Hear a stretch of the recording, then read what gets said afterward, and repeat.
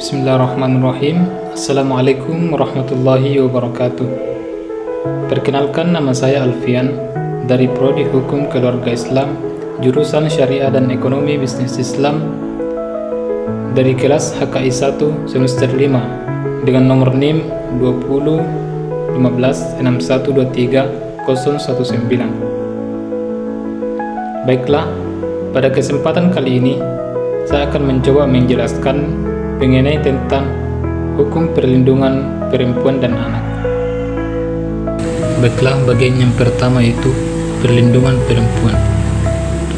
Perlindungan perempuan merupakan upaya sistematis untuk melindungi perempuan dari segala bentuk kekerasan berbasis gender, penindasan, dan diskriminasi baik di ranah domestik maupun publik.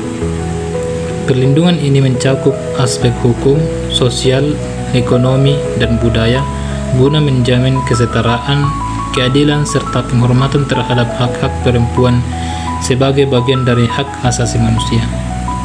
Perlindungan anak.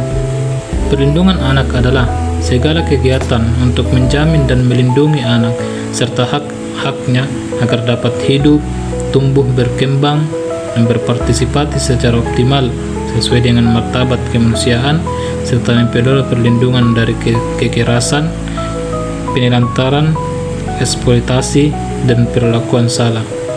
Perlindungan anak menempatkan kepentingan terbaik bagi anak.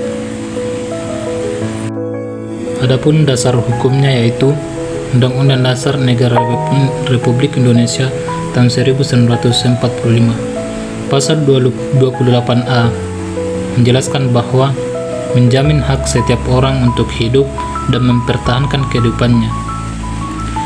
Dan juga di dalam pasal 28B ayat 2 menyatakan bahwa setiap anak berhak atas kelangsungan hidup, tumbuh dan berkembang, serta berhak atas perlindungan dari kekerasan dan diskriminasi. Kemudian dalam pasal 28D ayat 1 menjelaskan bahwa menjamin perlindungan dan kepastian hukum yang adil bagi setiap warga negara. Selanjutnya yaitu bentuk kekerasan.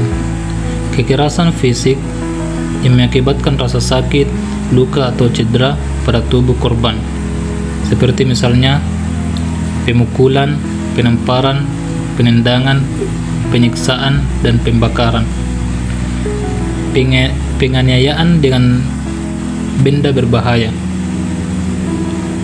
Kemudian contoh yang kedua yaitu kekerasan fisik atau psikologi. Kekerasan yang menimbulkan penderitaan mental atau emosional.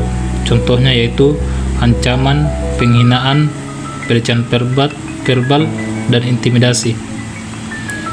Kemudian yang ketiga yaitu kekerasan seksual, yaitu segala bentuk perbuatan yang bersifat seksual yang dilakukan secara paksa atau tanpa persetujuan korban.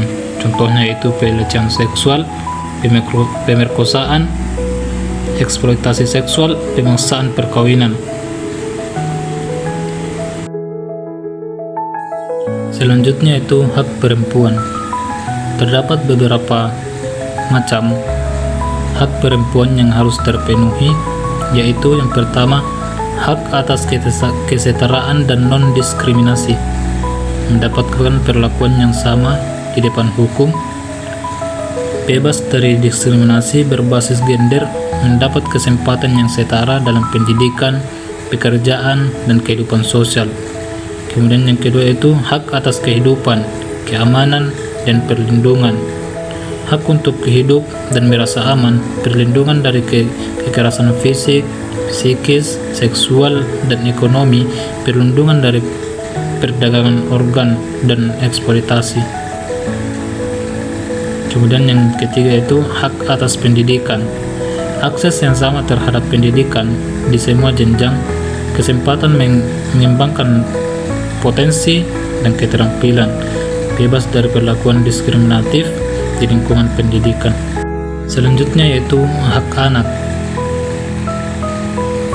Terdapat beberapa hak-hak anak yang perlu untuk dipenuhi, yaitu yang pertama, hak untuk hidup, tumbuh, dan berkembang. Hak untuk hidup dan mempertahankan kehidupannya hak memperoleh gizi, kesehatan, dan lingkungan yang layak, hak untuk tumbuh dan berkembang secara fisik, mental, dan sosial.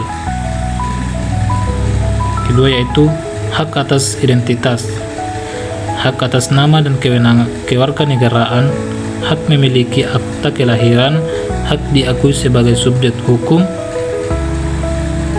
Yang kemudian yang ketiga yaitu hak atas pendidikan, hak memperoleh pendidikan yang layak dan setara, hak mengembangkan bakat dan minat, hak mendapatkan pendidikan karakter dan moral. Dan yang keempat yaitu hak atas perlindungan dari kekerasan fisik, psikis, dan seksual, perlindungan dari eksploitasi ekonomi dan seksual, perlindungan dari penelantaran, perdagangan orang, dan konflik bersenjata. Selanjutnya yaitu peran negara dan aparat hukum. Terdapat beberapa macam hak perlindungan anak dan perempuan bagi aparat hukum.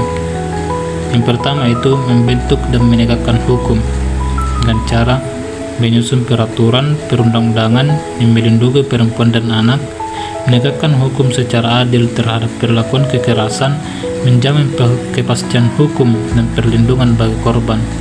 Kemudian yang kedua yaitu mencegah terjadinya kekerasan, melakukan edukasi dan sosialisasi tentang kesetaraan gender dan hak anak, mengembangkan kebijakan pencegahan kekerasan, mendorong perubahan budaya yang diskriminatif dan partikal. Kemudian yang ketiga itu memberikan perlindungan dan penanganan korban, menyediakan layanan pengaduan dan pelaporan yang mudah diakses, memberikan perlindungan sementara, rumah aman, dan pendampingan, menyediakan layanan kesehatan, psikologis, dan sosial bagi korban. Kemudian yang keempat yaitu menjamin pemulihan dan rehabilitasi, menyelenggarakan program rehabilitasi medis dan psikologis, memberikan pemulihan sosial dan ekonomi bagi korban, menjamin reintegrasi korban ke dalam masyarakat.